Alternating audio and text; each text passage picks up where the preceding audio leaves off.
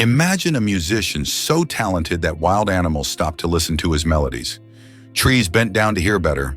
Rivers changed their course, enchanted by the sounds of his lyre. No, this isn't the ancient Greek Justin Bieber. This is Orpheus, the greatest musician of all time, the guy who made Hades himself cry. Yes, that gloomy ruler of the dead, who usually only smiles when new residents arrive in his kingdom. Orpheus wasn't your average street performer. He was the son of the muse Calliope and either the river god Eurydice or Apollo himself. Talk about having music in your blood. At birth, he received a gift every contestant on The Voice dreams about: incredible musical talent. His lyre, a present from Apollo, wasn't just an instrument. It was a weapon of mass enchantment. When Orpheus played it, the world froze in awe. Even the wildest creatures became his fans. Lions lay down next to lambs just to hear him play. Rocks and trees would uproot themselves to get closer to his concerts. If Orpheus had lived today, his concert tickets would sell out faster than you could say viral TikTok challenge. But what good is fame without someone special to share it with? Stay tuned to meet the woman who stole the heart of ancient Greece's biggest rock star. Every great musician needs their muse. For Orpheus, that special listener was the beautiful nymph Eurydice. When they first met in a meadow filled with spring flowers, Orpheus played a melody so sweet that even the butterflies stopped mid-flight to listen. Eurydice wasn't just another groupie. She was a wood nymph with a smile that could light up the darkest forest. She didn't fall for Orpheus because of his fame. She fell for the sensitive soul behind the music. And boy, did Orpheus fall hard for her too. He wrote songs just for her ears. These weren't your typical baby baby oh pop songs. These were melodies that made flowers bloom in winter. Their wedding was the event of the season. All the nymphs, satyrs, and gods came to celebrate. Even grumpy old Zeus sent a lightning bolt of approval, thankfully not aimed at any of the guests. Orpheus played his most beautiful composition yet. Eurydice danced like she was made of moonlight. Everyone agreed they were the perfect couple, the ancient Greek equivalent of relationship goals. But the gods have a twisted sense of humor. Just when you think you've got your happy ending all figured out, they flip the script entirely. And unfortunately for our musical genius and his bride, their happiness was about to hit a sour note. The newlyweds were still in that honeymoon phase. You know when everything is perfect and you think nothing bad could ever happen? That's exactly when the fates love to mess with you most. One sunny afternoon, Eurydice was dancing through a meadow. Her feet barely touched the grass as she moved with the grace only nymphs possess.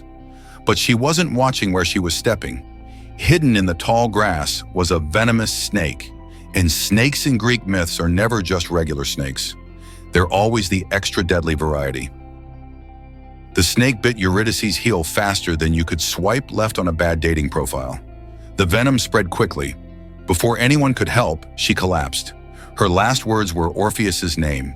Just like that, the most beautiful voice Eurydice would ever hear became the last thing she heard. When Orpheus found out, his scream of grief was so heartbreaking that birds fell silent for days. His tears created new streams. His lyre lay untouched. The man who had made the whole world dance now couldn't even bring himself to move. For the first time, the greatest musician was speechless. His songs had dried up like a river in drought. But grief can make people do crazy things, and Orpheus was about to make a decision that no rational person would ever consider. A decision that would either reunite him with his love or doom him forever. What happened next will make you question everything you thought you knew about the boundaries between life and death. Most people would accept fate and move on, but Orpheus wasn't most people. Instead of planning a funeral, he planned a rescue mission to the underworld itself. That's right, he decided to take a little trip to hell. No GPS needed when grief is your navigator. The entrance to the underworld wasn't exactly advertised on TripAdvisor. It was hidden in a dark cave at the edge of the world. As Orpheus approached, the souls of the dead whispered warnings. The air grew colder. Normal people would have turned back, but Orpheus just tightened his grip on his lyre and kept walking. First obstacle: Charon, the grumpy ferryman who takes souls across the River Styx. Picture the world's most unfriendly Uber driver who's been working the night shift for eternity. He wasn't about to let a living person hop on his boat. "No ticket, no crossing," he growled. But Orpheus struck up a tune so moving that tears formed in Charon's ancient eyes. For the first time in thousands of years, Charon offered a free ride. Next up was Cerberus, the three-headed guard dog from your worst nightmares. Each of his heads was the size of a lion, with teeth like daggers and breath that smelled like 1,000 corpses. This wasn't a puppy you could distract with treats. But when Orpheus played his lyre, all three heads tilted in different directions, ears perked up.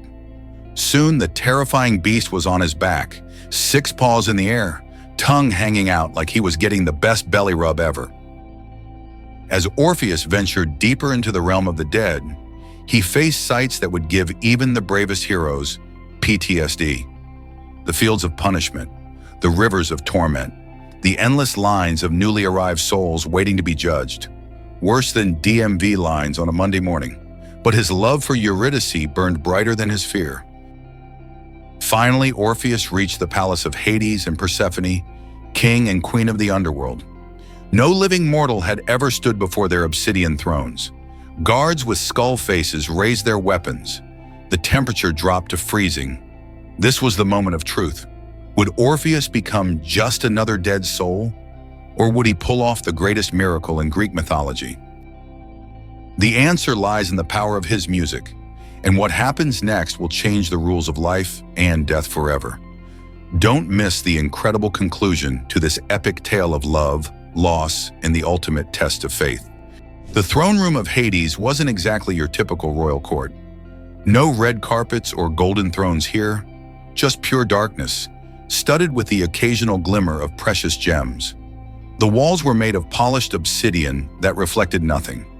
Because what is there to reflect in a kingdom without light?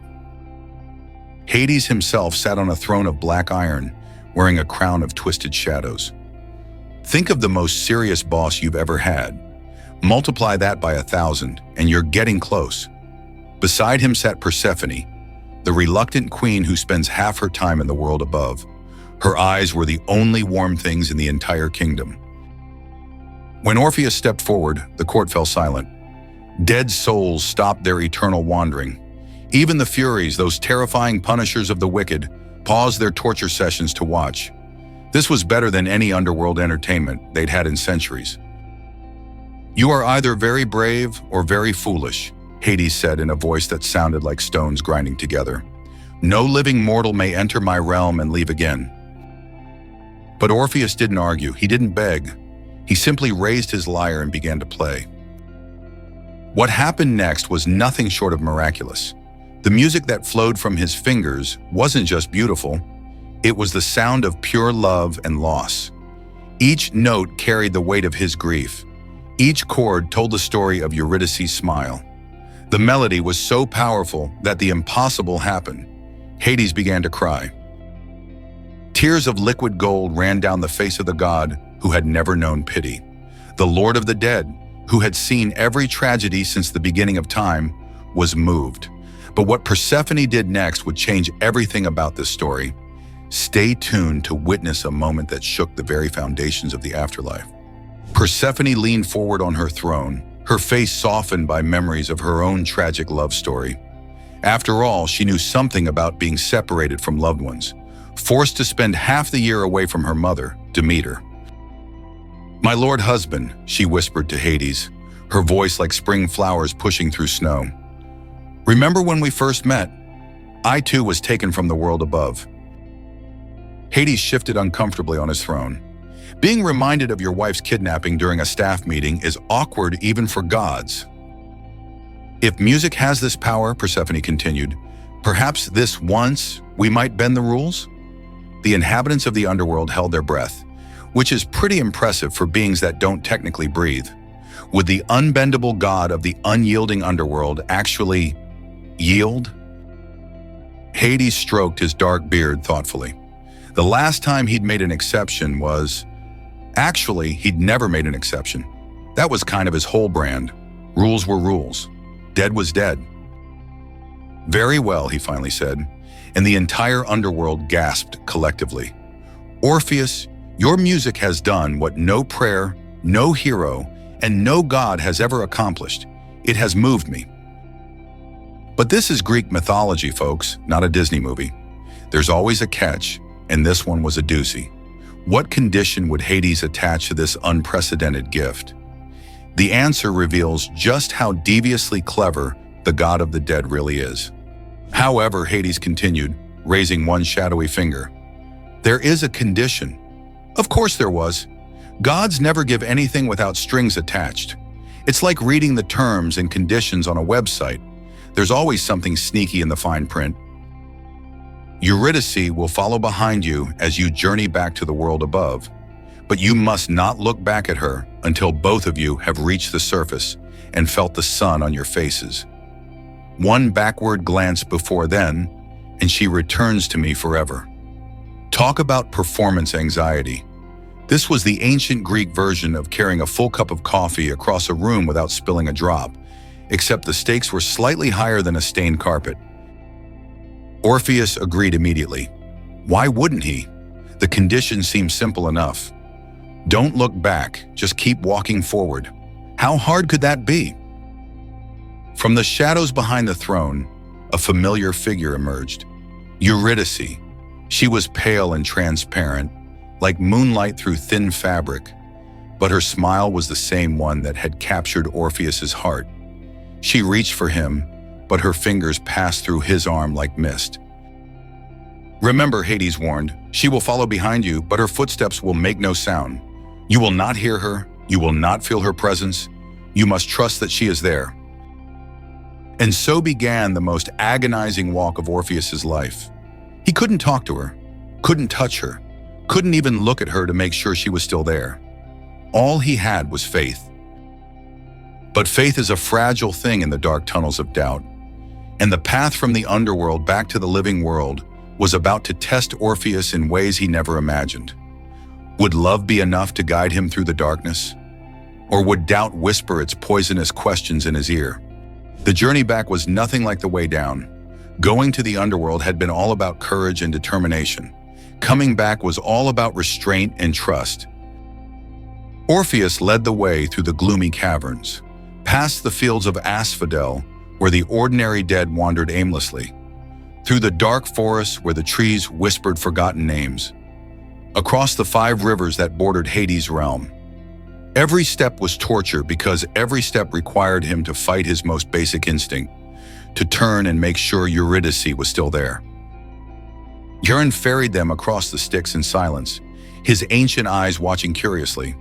For the first time in his eternal existence, he was transporting someone from the land of the dead, not to it. Cerberus whimpered softly as they passed, all 6 eyes watching sadly, as if the 3-headed dog already knew what would happen. The cave began to lighten. The air grew warmer. Orpheus could see the mouth of the cave ahead, a tiny circle of sunlight growing larger with each step. They were almost there. Just a few more feet and they would be back in the world of the living. But then doubt, that ancient enemy of love, crept into Orpheus's mind. What if Hades tricked me, he thought. What if Eurydice isn't behind me at all? The silence behind him was deafening. No footsteps, no breathing. Nothing to indicate another person was there. What if I've come all this way for nothing? The thought was too terrible to bear. They were so close now. The warmth of the sun touched his face. One more step and they would be out. One more step and they would be safe. That's when Orpheus made the mistake that would haunt him forever. Just one quick glance, he thought. Just to make sure. They were practically out anyway. Surely Hades wouldn't be so cruel about a few feet of distance. He turned. For one glorious moment he saw her. Eurydice, her arms reaching for him, her face filled with love and life. Their fingertips almost touched. Then horror dawned in her eyes. "Orpheus," she whispered. "Why?" Her form began to fade, pulled backward by an invisible force. "Farewell," were her last words as she dissolved like morning mist, drawn back down to the realm of shadows. Orpheus lunged for her, but his hands closed on empty air. He screamed her name, a sound of such pure anguish that the stones of the cave wept. But it was too late. The contract was broken. Eurydice was gone, this time forever.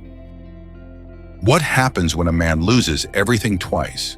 When he comes so close to a miracle only to destroy it with his own doubt?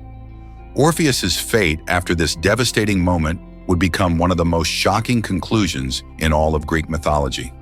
And the legacy he leaves behind will resonate through the centuries in ways no one could have predicted.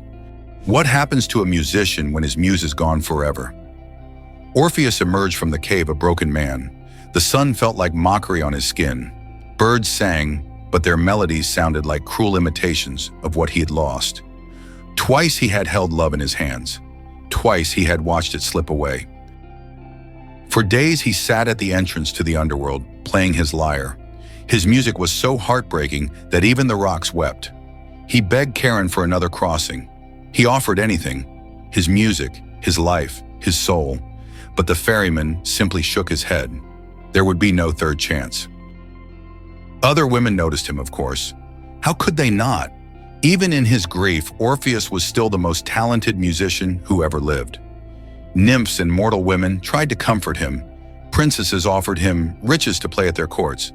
But Orpheus turned them all away. His heart had died with Eurydice twice. Instead, he wandered the wilderness alone. His only companions were the wild beasts that gathered to hear his sorrowful songs. Bears and wolves sat quietly at his feet. Eagles perched on branches nearby. Even snakes, unlike the one that had taken Eurydice, swayed gently to his melodies as if in apology. Some say Orpheus never played a happy tune again. Others claim he invented new forms of music.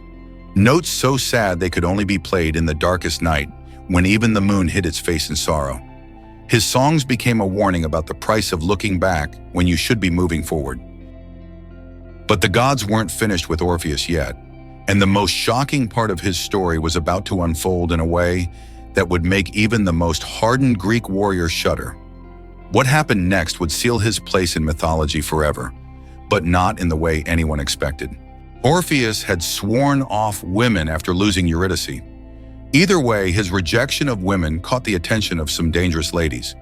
The Maenads, wild female followers of Dionysus, the god of wine and ecstasy. These weren't your typical groupies. Maenads were known for working themselves in such frenzied states during their rituals that they could tear apart animals with their bare hands. One night, while Orpheus was sitting alone on a hillside playing his melancholy tunes, the Maenads found him. Maybe they were offended by his rejection of women. Maybe they were just hopped up on Dionysian energy. Or maybe they were jealous that animals would rather listen to Orpheus than participate in their wild rituals. "Hey ladies," Orpheus might have said, "I'm really not in the mood for company tonight." Wrong answer. The Maenads were in no mood for rejection. They attacked with all the fury of women possessed, which technically they were. Some versions of the myth say they threw spears at him. Others say they used their bare hands. All versions agree on one gruesome detail. They tore Orpheus limb from limb. Yes, you heard that right. The greatest musician who had moved the ruler of the underworld to tears met his end being literally pulled apart by a mob of wine-drunk religious fanatics. Greek myths don't do happy endings, folks. But here's where it gets even weirder. As Orpheus's body parts were scattered across the countryside, something impossible happened. His severed head, still perfectly intact, fell into the river Hebrus and floated away, still singing. That's commitment to your art. The floating singing head of Orpheus drifted down the river and out to sea, eventually washing ashore on the island of Lesbos. Even in death, his voice never faltered. The most macabre concert tour in history had begun. What happened to the singing head? And what legacy did Orpheus leave behind after such a bizarre and tragic end? The conclusion to this epic tale will leave you questioning everything you thought you knew about the power of music and love. The people of Lesbos gave Orpheus's still singing head a proper burial. They built a shrine around it where it continued to whisper oracles and songs for many years. Apollo, proud of his gifted son even in death, turned Orpheus's lyre into a constellation in the night sky. Look up on a clear night and you might still see it twinkling. As for Orpheus himself, his soul finally reunited with Eurydice in the underworld. After all that struggle and pain, they found each other in the fields of asphodel, where ordinary souls spend eternity. Some versions of the myth say they were eventually granted passage to Elysium, the paradise reserved for heroes and the blessed. Orpheus left behind more than just music. He became the central figure of Orphism, a religious movement that offered a different view of the afterlife. His followers believed in reincarnation and the possibility of a better existence after death, if you followed certain rules in life. Kind of like karma, but with more complicated initiation rituals. His story has inspired countless artists through the ages, from ancient pottery to Renaissance paintings, from Baroque operas to modern rock ballads. Even today, the phrase Orphic melody describes music of such beauty that it seems supernatural. Not bad for a guy who died by mob dismemberment. The lesson of Orpheus and Eurydice has echoed through time. Sometimes looking back destroys the very thing you're trying to save. Sometimes faith requires moving forward without proof. And sometimes love is stronger than death, but not stronger than doubt. Was Orpheus ultimately a hero, a musical genius, or just a man who loved too deeply and trusted too little? That's for you to decide. If his magical melodies moved you, don't forget to hit that subscribe button faster than Orpheus could strum his lyre. Drop your thoughts in the comments below. Would you have looked back if you were in his sandals? And let us know which mythological love story you want us to explore next.